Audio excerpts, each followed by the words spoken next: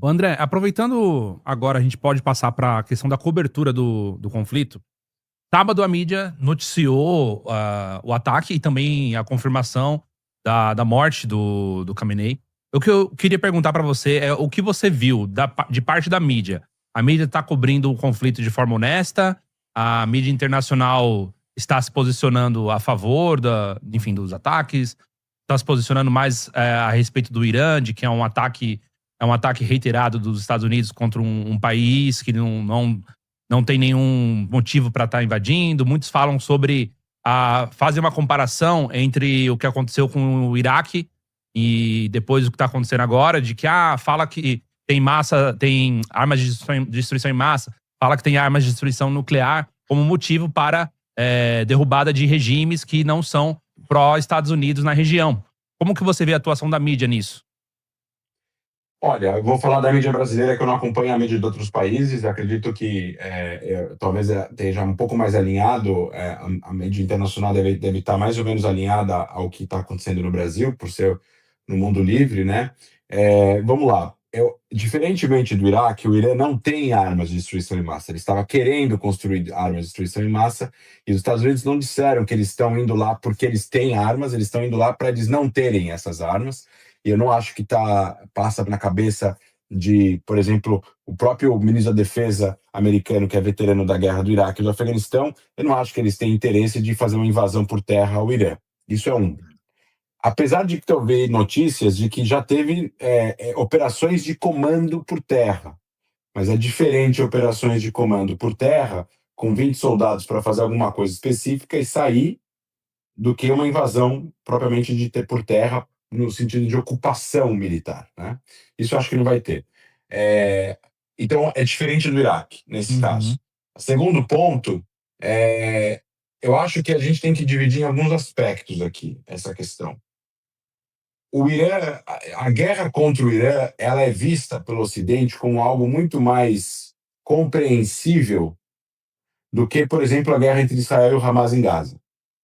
Porque o Irã é um país gigante, extremamente agressivo em relação ao Ocidente, culturalmente muito longe do Ocidente, controlada por fundamentalistas radicais. E a gente viu o que aconteceu em janeiro com 30, 40 mil pessoas que protestaram no Irã. Então o mundo vê isso e não tem nenhuma simpatia pelo regime. Diferentemente, por exemplo, entre Israel e o Hamas, que mesmo que as pessoas não tenham uma simpatia pelo Hamas, o Hamas representa o modus operandi do Hamas, o Hamas representa, na cabeça de muitos, uma representação da causa palestina. E tem muita gente que apoia a causa palestina no Ocidente. Tanto que é muito, é muito comum vermos que a diáspora palestina fora daqui, ela apoia a causa palestina. A diáspora iraniana fora do Irã, em sua grande maioria, não apoia o regime. Então é muito mais justificável, mais palpável e mais digerível para o mundo uma guerra entre Estados Unidos, Israel e Irã do que o eventual combater dentro de Gaza contra o Hamas ou combater o Hezbollah dentro do Líbano. Isso é um ponto. O segundo ponto é a questão de como isso é colocado pelo presidente americano. Então, o presidente americano, o Trump é uma pessoa extremamente polêmica e imprevisível e fala coisas, eventualmente, completamente fora do senso comum da política internacional, dos bons modos, da forma como as pessoas estão acostumadas a lidar com política. E, obviamente, a gente entende que existem presidentes no mundo inteiro que são mais ousados, mas a gente não está acostumado que isso seja feito pelos Estados Unidos, que é a maior potência do mundo. Então isso deixa as pessoas um pouco incomodadas. Então jornalistas, a imprensa, como um papel de imprensa, o papel da imprensa, na minha opinião, eu estou citando uma jornalista israelense há anos atrás, o papel da imprensa é criticar o governo, é servir como peso e contrapeso das ações do governo da onde a pessoa está trabalhando como jornalista daquele país. Eu lembro essa jornalista uma vez criticando o ministro da Defesa, aqui falando alguma coisa relacionada ao Covid, ele criticou ela por não estar elogiando as ações do governo, e ela falou, olha, desculpa, mas vocês sabem fazer propaganda de vocês mesmos, vocês têm a máquina pública, o papel da imprensa é criticar o que vocês fazem, e a gente vai continuar fazendo isso. Então, o papel da imprensa é esse, é trazer essa reflexão. E eu tenho acompanhado alguns noticiários brasileiros, onde a crítica é o timing do ataque, a forma como o ataque foi feita, essa suposta violação de direito internacional de Israel e dos Estados Unidos em relação ao Irã no ataque preventivo.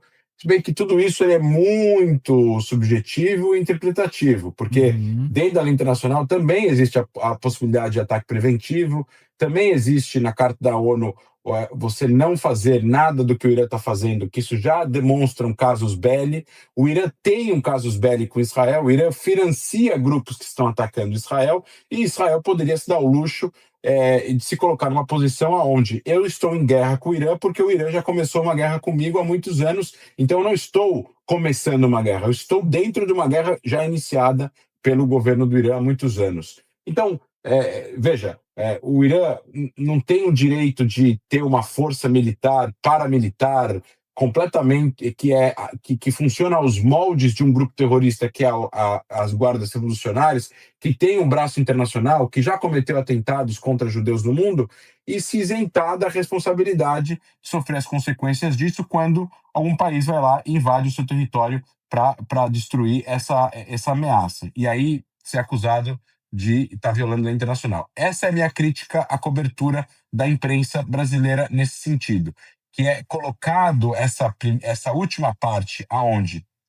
Israel e Estados Unidos violaram o direito internacional ao atacar o Irã. Mas não há uma reflexão, e muitas vezes, no que veio antes disso. E o que vem antes disso é muito importante para entender essa suposta violação da soberania iraniana. Isso é um ponto. O segundo ponto é a questão das negociações, porque agora, né, as negociações atacaram o Irã. Eu vejo políticos brasileiros, né, principalmente da esquerda, falarem isso, né, nas suas redes sociais. Inclusive, alguns políticos brasileiros escrevem mais sobre isso do que os problemas que o Brasil tem. Mas isso é uma outra questão. E eles escrevem assim: no meio das negociações, você não ataca o seu interlocutor. Que negociações? Estão negociando com o Irã há 10, 12, 15 anos? Que negociações? O que o Irã ofereceu nas negociações? Quanto tempo vai durar essas negociações? Qual é o deadline das negociações? O que aconteceu no ano passado nas negociações?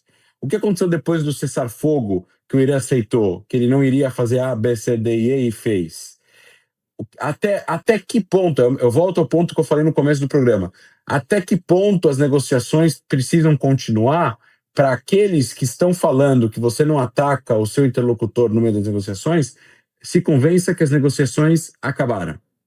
É uma declaração apenas? O que está à sua disposição em relação a isso? Cadê a ressalva do momento surpresa que você poderia fazer? E se o Irã está enganando os outros nessas negociações? Então, o Irã tem direito de enganar e os outros que estão negociando não têm o direito também de fazer uma operação secreta? Sim. Que também vai enganar o outro lado? Até que ponto vai essa